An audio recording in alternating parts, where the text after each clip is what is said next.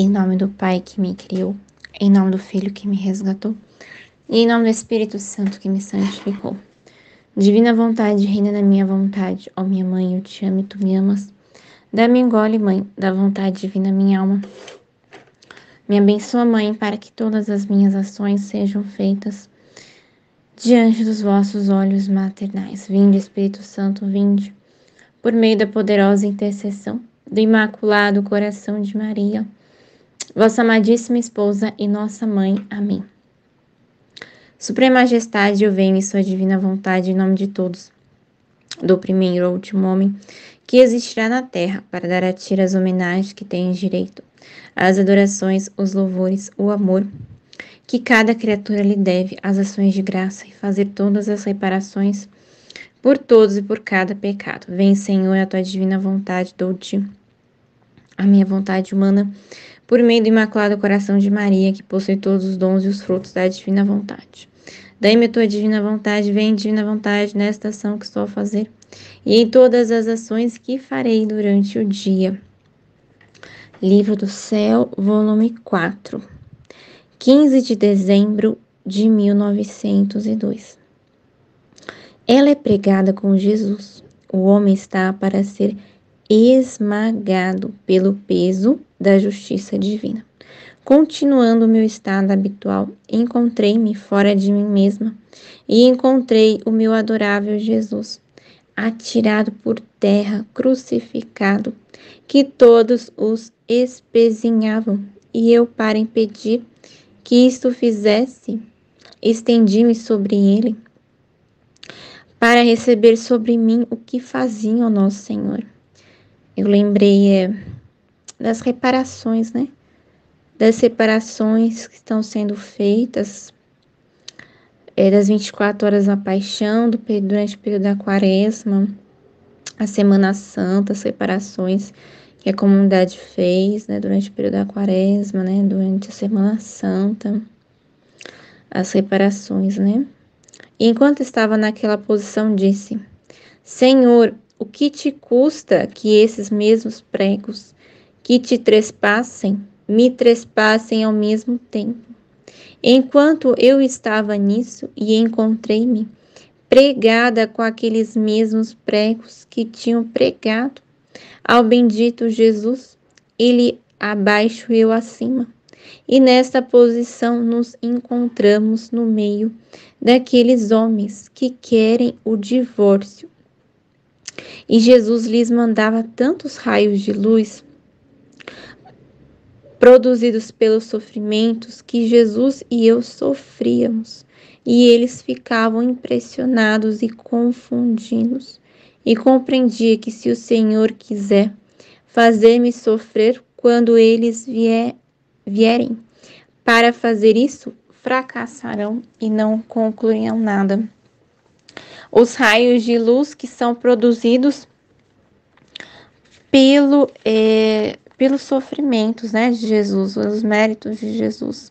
Os raios de luz, quantos raios de luz que Deus não envia para as pessoas, quantas compreensões, né, quantas inspirações divinas que tem por meio, né, dos sofrimentos produzidos por Jesus. E Luísa, que sofria com ele, Luísa, que é uma vítima, sofria com Jesus, Jesus sofria em Luísa,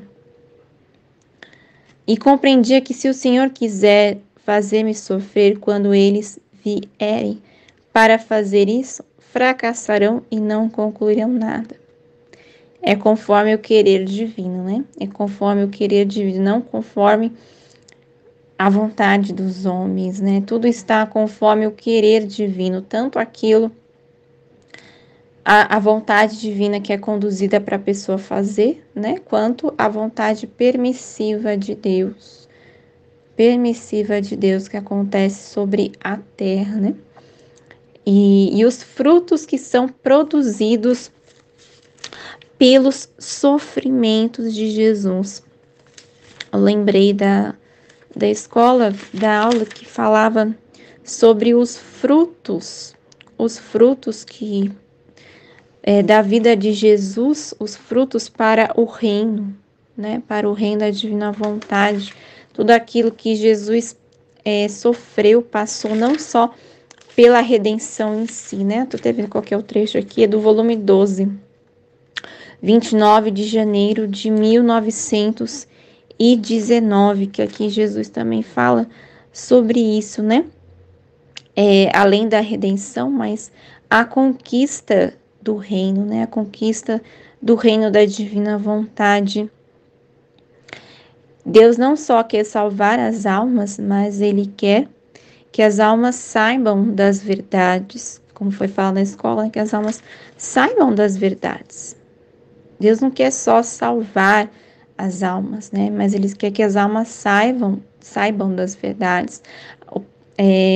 O tempo da santificação na terra, né? Que vai acontecer depois do processo de purgar a terra. Purgar a terra, né? Que também esse trecho fala.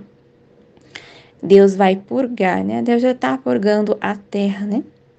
Para que haja realmente essa santificação na terra. Então, tudo isso que Jesus conquistou durante o processo que ele esteve em vida, né? Conquistou a redenção. E também o reino da divina vontade, né? Aí, continuando. Depois disso, desapareceu, ficando eu sozinha a sofrer. Depois voltou de novo, mas não crucificado, e se lançou em meus braços, mas se tornou tão pesado que meus pobres braços não resistiam e estava a ponto de deixá-lo cair à terra. Então, vendo que por mais que fizesse, me esforçasse, não podia sustentar este peso. Era tanta a pena que sentia que chorava abundantemente. Meu Deus, né? E ele, vendo o perigo de cair em meu pranto, chorava junto comigo. Que cena mais dilacerante! Então, fazendo-me violência, o beijei no rosto, e me beijando, ele também lhe disse: vida e força minha, por mim sou débil e nada posso, mas contigo tudo posso. Por isso, fortalece-me a debilidade, infundindo-me tua força, e assim poderei sustentar o peso de sua pessoa. Único meio para podermos reciprocamente evitar esse desgosto. Eu de te fazer cair e você de sofrer a queda. Ao ouvir isto, Jesus disse-me: minha filha, não compreendes tu o significado do meu pesar? Deves saber que é o peso enorme da justiça que nem eu posso suportá-lo mais. Nossa. Nem tu poderás contê-lo, e o homem está por ser esmagado pelo peso da justiça divina. O peso da justiça divina. Eu lembro que também foi falado na escola, na Valtorta, que Jesus fala, né, que ele é misericórdia e Deus é justiça. Deus é justiça, né? Jesus é misericórdia e Deus a justiça. E aqui ele fala que o homem vai ser esmagado pelo peso da justiça divina, que é realmente a purificação, né? O purgar da terra, que já está acontecendo. Minha filha, e eu ouvindo isso chorava, e ele, para me distrair, como antes de vir, tinha um forte temor de que não devesse obedecer sobre certas coisas, acrescentou. E eu ouvindo e ele, para me distrair, antes de vir, tinha um forte temor de que não devesse obedecer sobre certas coisas. Ela estava com temor de não obedecer, de que não devesse obedecer, estava com temor de obedecer determinadas coisas. E tu, minha amada, por que temes tanto que não te fizesse obedecer? Não sabe que quando atraio alguém, identifico a alma comigo, comunicando-lhe meus segredos. A minha primeira tecla que ponho, que sou a mais bela e que comunico, o som a todas as outras teclas, é a tecla da obediência. Que Jesus falando a Luísa, né? Ele identifica a alma com ele. Identifica a alma com ele. Quando ele atrai a alma para ele revela os seus segredos, ele revela o que passa em seu coração, né? Os mistérios de Deus, o quanto que todo esse material nos traz, né, esses segredos de Deus, né, esse conhecimento da vida de Deus, esse conhecimento da vida íntima de Jesus, né, o livro da vida íntima de Jesus, o conhecimento dessas verdades, né, e ele só faz isso quando ele atrai a alma para si, né, ele nos atraiu para ele, né, e assim ele vai revelando essas verdades dele a nós. Esse conhecimento da vida divina a nós, né? E cada vez mais tendo essa compreensão, né? Tendo a consciência das verdades de Deus, tendo a consciência dessas verdades, né?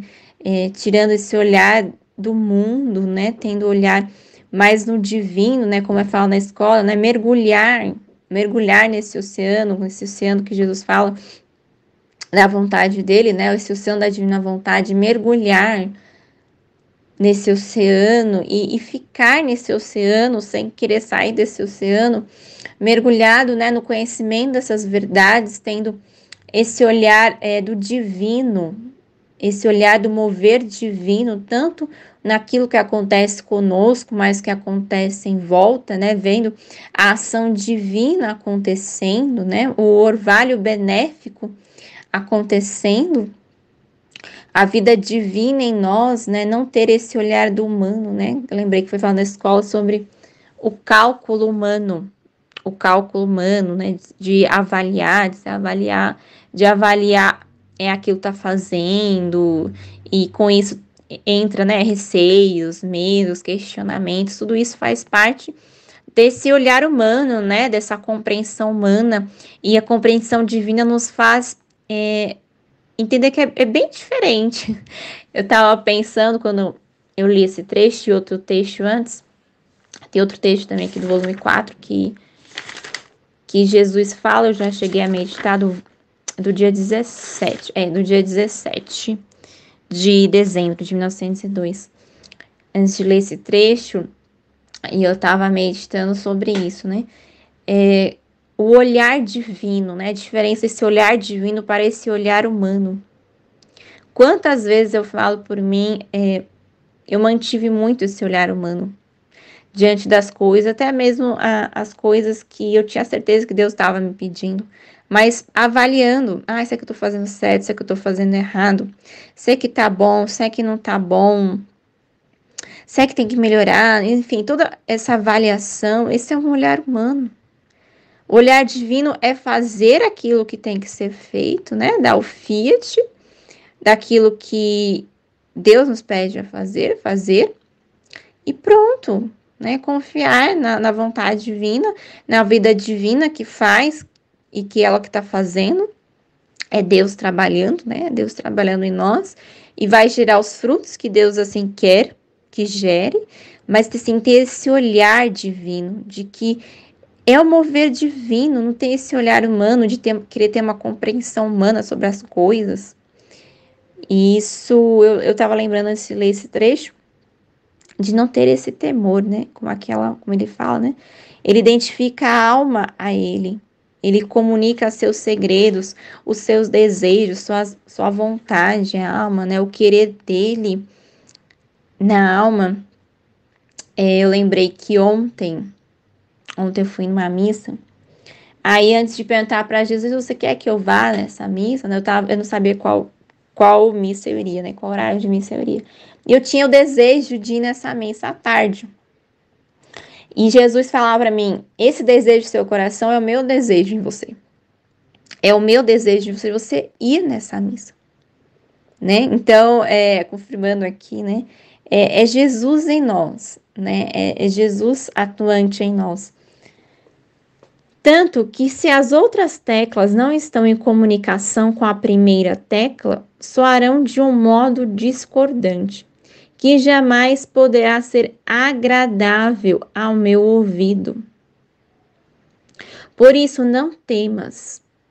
E além disso, não tu, mas eu obedecerei em ti, e sendo uma obediência que me compete fazer a mim, deixe-me agir a mim, sem te preocupares, porque só eu sei o que convém e o modo para fazer-me conhecer. Olha só, né? Deixe-me agir, Jesus falando, né? Deixe-me agir, deixa eu agir conforme eu quero, da maneira como quero, né? Sem ter esse olhar humano de se está bom, se não está bom, se é assim ou não é. É vontade divina fazer o que tem que ser feito, entregar para Deus, né? Dar o fit, pronto. E pronto, né? É Jesus fazendo, é a vida divina fazendo e pronto. Ele faz, ele sabe o que está fazendo e pronto. É a fé. É a fé nesse abandono dessa vida divina sem se preocupar com nada. Sem se preocupar com nada, né? De viver a cada dia o que tem que ser vivido, fazer aquilo que tem que ser feito, aquilo que conseguir fazer, aquilo que conseguir fazer era da vontade divina de ser feita, a maneira como foi feita era da vontade divina e pronto, né? Manter a tranquilidade, a fé, a certeza desse agir divino, desse mover divino em nós, né? Conforme o querer dele. Manter a serenidade, a paz, né? A confiança, a fé, a esperança. Também lembro que foi falado no texto. Eu até cheguei a anotar da escola. Eu achei maravilhoso que Jesus fala. Acho que eu não vou achar. Sobre a esperança. Sobre a esperança. Não tem aqui. Eu não vou lembrar, mas eu achei demais que ele fala sobre a esperança. É manter essa tranquilidade, essa serenidade em Deus, no mover divino, no agir divino, dessa vida divina, né? De acolhendo essas verdades, e essas verdades vão gerando vida divina em nós, né? Vai gerando vida divina nas almas. Achei aqui, ó. E que tu sejas objeto da minha esperança, né? Ser objeto da esperança de Deus, né? Ser objeto da esperança de Deus, a esperança de Deus dessas vidas divinas, né? Dessas vidas divinas onde Ele age nessas vidas, Ele vive nessas vidas, Ele trabalha nessas vidas, né? A vida divina nele, nessas pessoas, né? É objeto da sua esperança. Mas não de uma confiança e esperança qualquer, senão a confiança de te confiar o reino do meu querer. Jesus confia em nós o reino do teu querer. A esperança que põe a salvo os direitos dele, que o faça a conhecer. É do trecho, tem aqui do volume 12, 29 de janeiro de 1919, né? Ser esses instrumentos, né? Dessa esperança divina de que essas verdades sejam conhecidas, de que ponha a salvo os direitos dele, né? Que faça-o a conhecer. Vivendo os atos é ser realmente esse objeto da esperança para Deus, né? Objeto de sermos esperança de Deus, dele atuante em nós, dessa vida atuante em nós, né? Aí entra a questão dessa fé, dessa vida divina atuante, e tendo fé, a alma fica tranquila, em paz, né? Não se perturba, deixa-o agir, como Jesus fala, deixe-me agir, deixa-o agir conforme ele quer, da maneira como ele quer, sem ter esse olhar humano, né? Sem fazer cálculos humanos. Amém, Fiat.